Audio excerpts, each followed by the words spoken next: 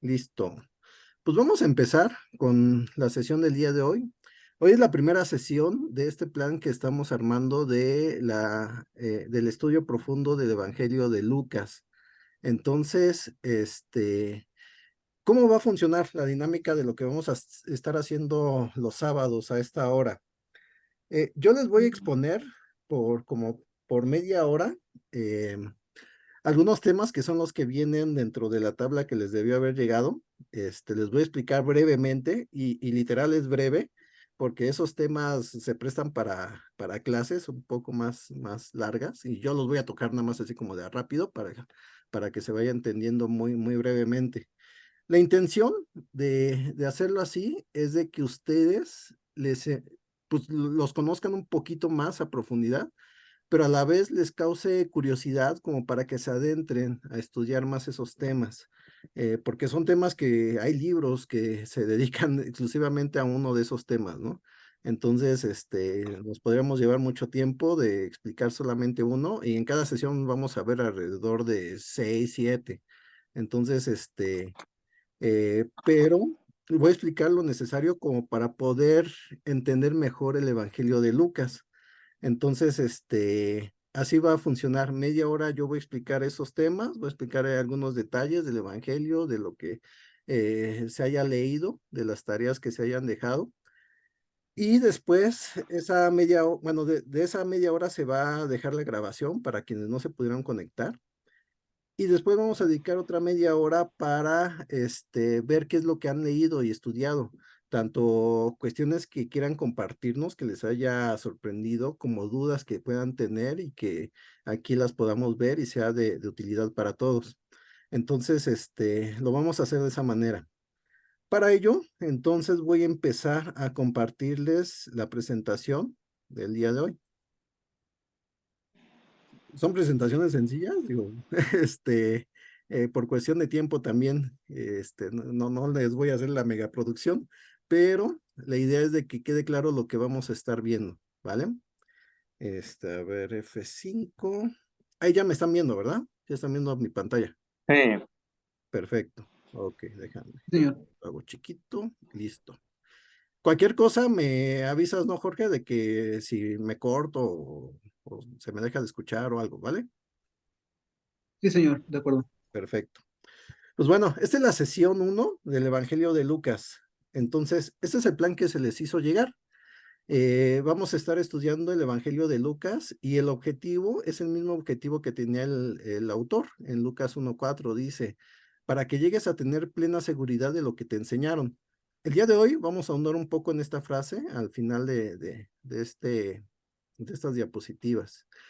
¿Cómo lo vamos a hacer? Pues bueno, van a ser sesiones de estudio bajo lectura previa y videos vistos. Que los videos son los que mandé y la lectura que vamos a leer, valga la redundancia, son las que están aquí, en esta parte que dice escrituras, en esta columna. Aquí están las fechas que vamos a tener la sesión y ya para este día ya debieron haber leído lo que nos indica aquí. Por ejemplo, el próximo sábado, que es 26 de agosto, ya debieron haber leído por lo menos el capítulo 1 y 2 de Lucas. Entonces ya para que tengan idea un poco de lo que vamos a hablar. Ahora, estos son los temas que vamos a enfatizar en esas sesiones, que son los que les comento que que hay libros dedicados a esto, ¿no? Y que si nos quedamos en un solo tema, pues sí podríamos ahondar mucho, pero no es la intención ahorita, sino más bien es como abuelo de pájaro, mostrarles algunas cosas para que ya después ustedes puedan profundizar en estos temas.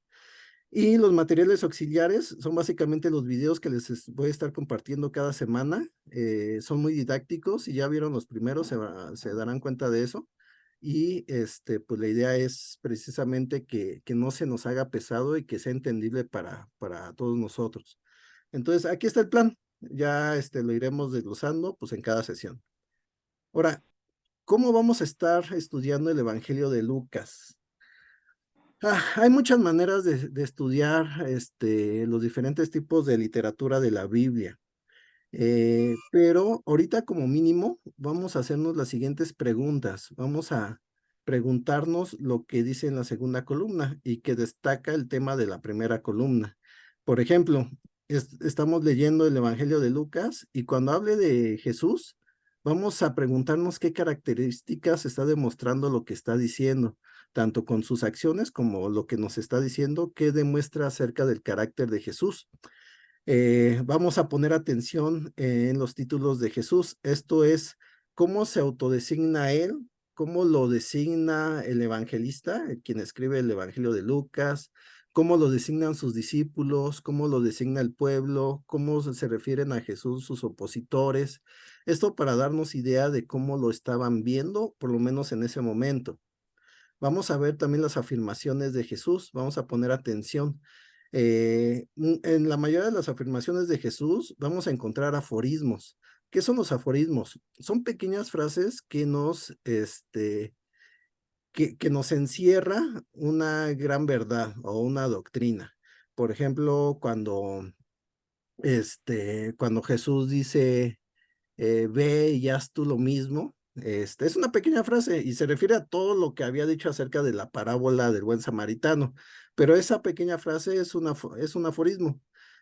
Por ejemplo, cuando cita Pablo a Jesús que dice, hay más dicha en dar que en recibir, también ese es un aforismo. Es una pequeña frase que ilustra una gran verdad. Entonces vamos a poner atención a esas pequeñas frasecitas para ver qué es lo que está diciendo Jesús y en las afirmaciones que hace. ¿Y qué implicaciones tienen esas afirmaciones y esos aforismos? Vamos a revisar también contexto de parábolas.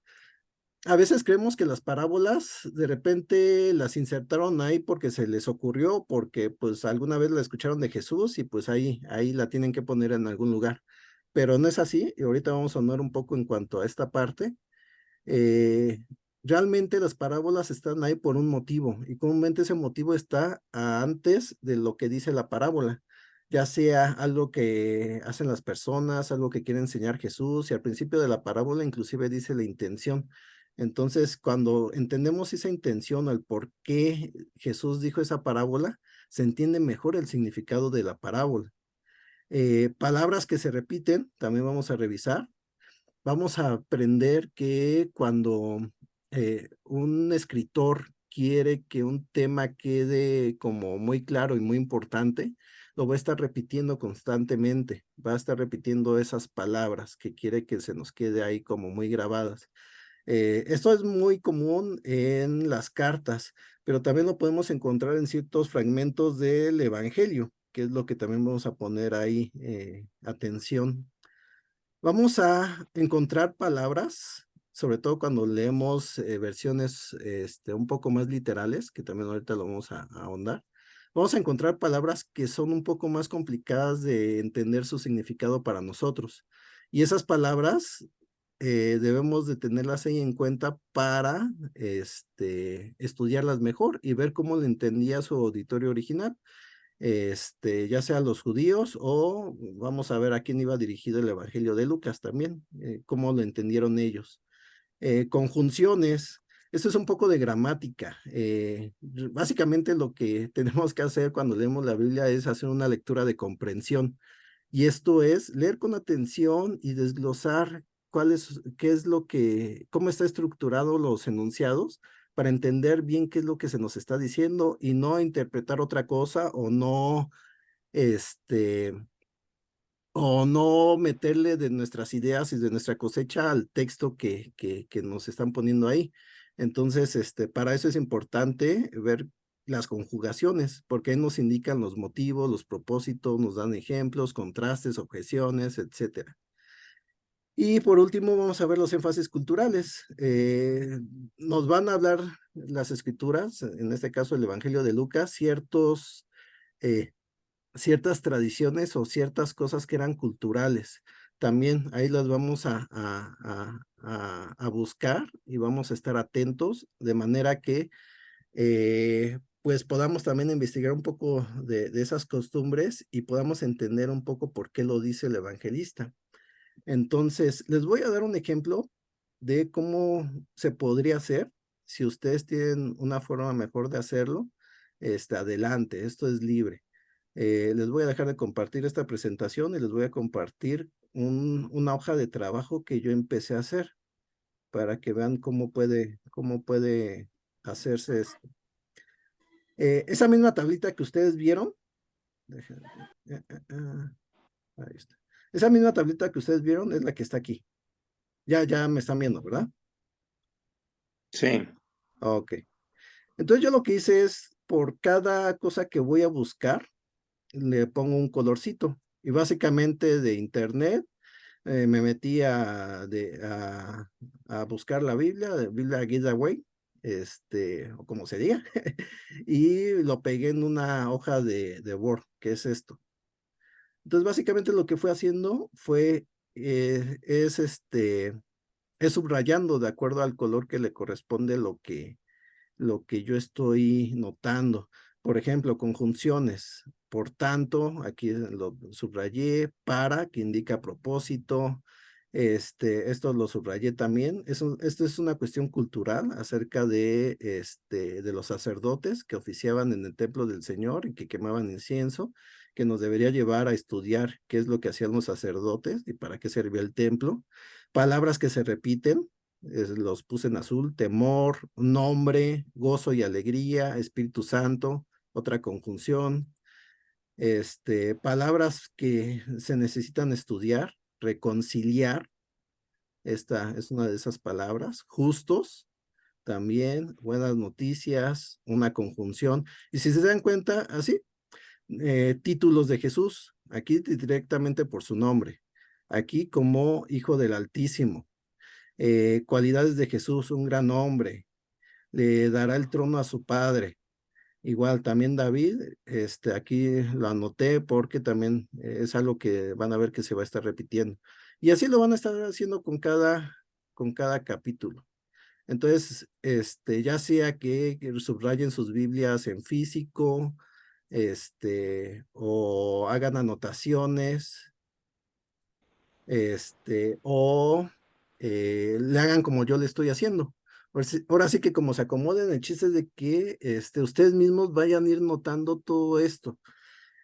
¿Cómo yo se los recomiendo? Pues bueno, que primero lean el capítulo completo, entiendan de qué habla y ya después ya hagan este análisis. Entonces es la manera en que yo se los recomiendo. Regresamos a la presentación. Ok. Pues vamos a empezar un poco en forma con los temas que vamos a estar viendo. Para entender mejor los evangelios y qué es lo que está pasando a partir de que Jesús nació, debemos entender un poco de la historia de los judíos. Si ustedes ya tienen tiempo y ya han leído el Antiguo Testamento con anterioridad, ya tienen noción de cuál es la historia de los judíos. A grandes rasgos es lo que viene en esta línea de tiempo. Déjame verlo. Comparto completito. Ahí está. Entonces, el Génesis nos habla a partir de la creación y nos habla de diferentes acontecimientos: la caída de la humanidad, el diluvio, la torre de Babel, los patriarcas, el éxodo, la ley, la tierra prometida, la época de los jueces. Y aquí es donde vamos a poner un poco más de atención. Después de la época de los jueces empieza un periodo que va a ser importante para entender los evangelios, que es cuando Israel empieza a tener reyes. Entonces, el primer rey que tuvo Israel fue Saúl, y aquí están los años de sus reinados. Todos estos son antes de Cristo, 1050 al 1010 antes de Cristo. Después lo sucede David, después Salomón. Aquí con David sucede algo importante. David, pues ya tiene su palacio, tiene ahí un gran palacio.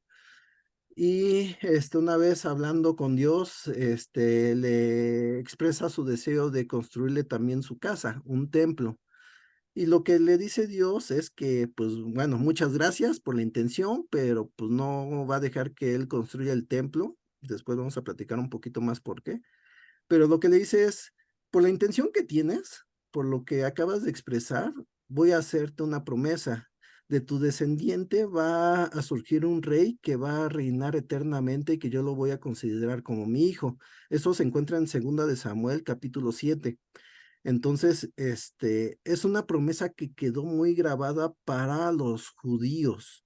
Entonces, de ahí empieza a venir una idea de un rey eterno al que se le iba a conocer como el Mesías. Pero no empieza desde ahí esa idea del Mesías, ¿eh? O sea, simplemente empieza la idea de que ese rey, de que iba a ser un rey y de que iba a ser de la descendencia de David, pero desde Génesis hay toda una idea construida de que Dios ya tiene un plan de salvación que va a empezar desde la descendencia de Adán y Eva, que va a ser también una bendición que Dios le dijo a Abraham.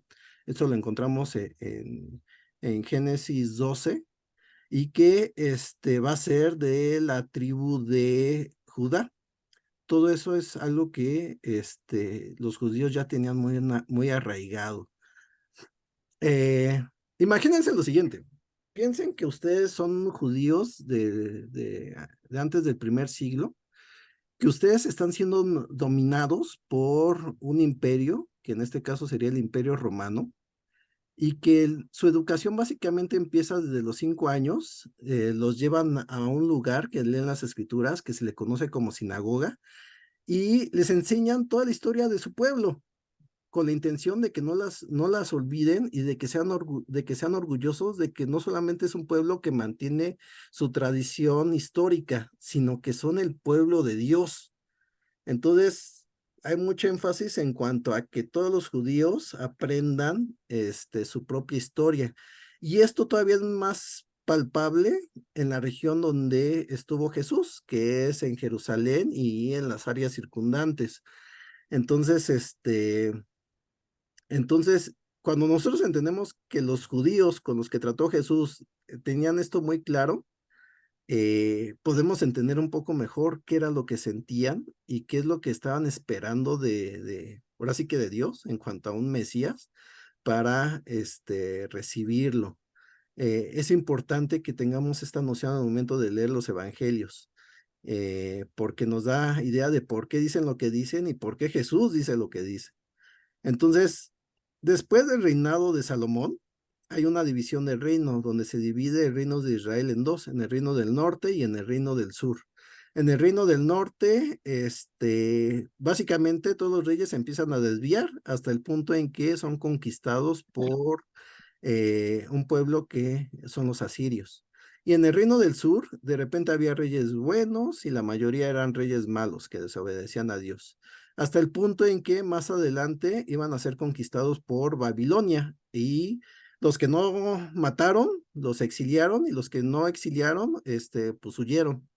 Ahí se le conoce como la primera diáspora judía.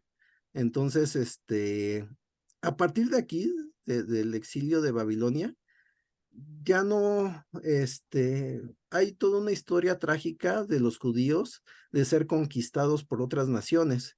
Después de Babilonia los conquistan los persas, después los conquistan los griegos, después los conquistan los romanos. Hay un periodo, en el periodo intertestamentario, donde pues más o menos lograron independizarse con la dinastía Asmonea, pero no duró mucho. Llegaron los romanos y los conquistaron. Entonces, es una historia muy trágica para los judíos, porque es una historia donde ellos han sido sometidos a partir de esta época, a partir del exilio de Babilonia, y no han podido llegar a ser una nación libre. Ahora, aquí pasa algo curioso, porque pasa esto y entonces los judíos se preguntaban, ¿qué pasó con la promesa que Dios le hizo a David acerca de que de su descendencia iba a llegar un rey eterno, que iba a gobernar todas las naciones? Pues bueno, ellos lo tenían muy guardado, esa promesa y esa profecía. Ellos estaban esperando que en algún momento iba a llegar eso, iba a llegar el Mesías, iba a llegar con toda su fortaleza y esplendor, los iba a liberar de las naciones de las cuales habían sido esclavos, y iba a venir con un nuevo reino, un reino poderoso, un reino sorprendente, del cual pues iba a mostrar toda la gloria de Dios. Pero no había llegado hasta el tiempo en que vamos a hablar del Nuevo Testamento, de nuevo Jesús. Pero para esto, todo este tiempo, vean, desde el 593 hasta antes de Cristo hasta el 5 antes de Cristo, pues ya pasaron más de 500 años. Entonces, pues se formaron diferentes ideas de cómo iba a suceder eso y de cómo iba a ser el Mesías. Y esas ideas se expresan también en los evangelios. Tenemos que hablar un poco también del Imperio Romano. El Imperio Romano es el que vemos aquí en este mapita. Es todo esto que está alrededor del mar Mediterráneo. Todo esto. Y aquí está Jerusalén. Y aquí están algunas ciudades de las cuales escribió Pablo: Efeso, Tesalónica, que hay algún acontecimiento que narra en Hechos, y Roma, ¿no? Imagínense que ustedes son cristianos del primer siglo y que pertenecen a alguna ciudad romana y que de repente, pues sí se preguntan, oigan, pero pues ¿de dónde nació todo lo que queremos como cristianos, no? ¿Por qué yo, si soy de Roma, que estoy hasta acá, y en una época donde no existía la globalización, ahorita tenemos los celulares, el internet y demás, nos enteramos qué pasa alrededor del mundo, pero en esa época pues no existía nada de eso? Entonces, te podrías preguntar, yo que soy romano, que vengo de una familia griega, ¿cómo es que yo me hice cristiano y el cristianismo nació de hasta acá, del Medio Oriente? ¿Cómo es que sucedió que de acá empezaron a llegar todo ese mensaje de una persona judía a influenciar toda nuestra cultura? Pues bueno, en parte por esa necesidad es que Lucas escribe el evangelio que escribió. Si vieron los videos, tenemos que resaltar algunas cosas también para poder entender mejor el Evangelio de Lucas y en sí el cómo interpretar la Biblia. Primero, que hay diferentes estilos literarios en la Biblia. Aquí lo que nos decía el video es de que existe el discurso que gira alrededor del 24% de la Biblia, que es la poesía, también que gira alrededor del 33% de la Biblia, y la narrativa, que gira alrededor del 43% de la Biblia. Y cada una tiene sus características y su forma de interpretar. Eso es lo que tenemos que tener en cuenta del primer video. Del segundo hablamos de la literatura de meditación judía, que básicamente lo que nos decía es de que los judíos en la época antes de Jesús y en la época de Jesús, su literatura tenía ciertas características. Entre ellas era que era muy genérica en cuanto a sus historias. Bueno, no genérica, sino más bien que no daba muchos detalles en ciertas situaciones que tal vez a nosotros nos hubiera gustado tener, pero que al no dar detalles nos permiten que nosotros podamos meditar en lo que estamos leyendo, y que esa meditación sea constante, y que al tener todo el contexto de todas las escrituras, de toda la Biblia, podemos entender e interpretar mejor eso que no tiene esos detalles. Entonces ahí nos daba el ejemplo de Adán y Eva y de la caída con la serpiente, y cómo se va desarrollando toda esa historia hasta Apocalipsis, y cómo toda esa historia en su conjunto da sentido, tiene un significado que podemos ya entender mejor cuando volvemos a leer Génesis. Es importante que entonces tengamos noción de lo que dicen las demás escrituras. El último video acerca de los evangelios nos habla acerca de que hay 4 evangelios y que cada evangelio resalta un aspecto de la vida de Jesús, y que hay historias que pues son diferentes, y que algunas se empiezan a complementar al punto de que los 4 evangelios culminan con el sacrificio y resurrección de Jesús. Entonces vamos a ahondar un poco en esta parte y vamos a tocar este tema: las ediciones literarias. Vamos a ver cómo empieza Lucas, porque esto es importante y tiene que ver con con esto que estamos viendo. Dice en Lucas capítulo 1, versículo 1: muchos han intentado hacer un relato de las cosas que se han cumplido entre nosotros, tal y como lo transmitieron los que desde el principio fueron testigos presenciales y servidores de la palabra.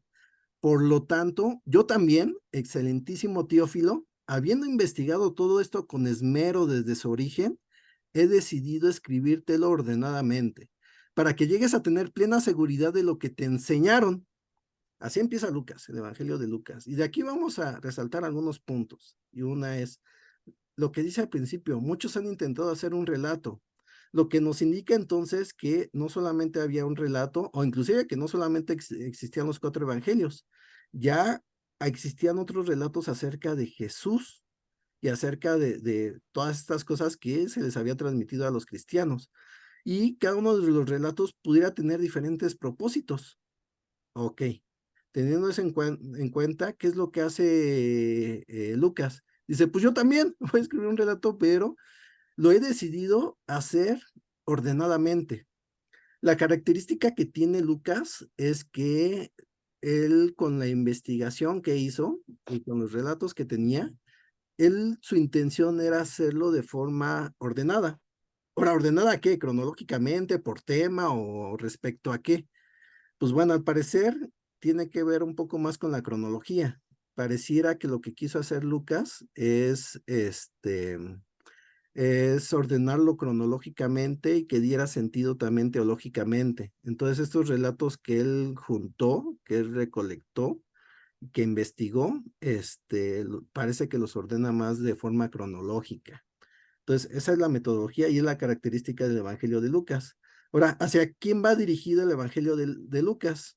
Aquí al inicio nos dice que al excelentísimo Teófilo. Y hay diferentes interpretaciones de quién es ese Teófilo, eh, que, al, que puede ser una representación del pueblo de Dios, por lo que significa Teófilo, que es filo, que es amor, y teo, que es Dios, que es básicamente los amados por Dios o los que aman a Dios. Y piensan que es como una metáfora que se refiere al pueblo de Dios.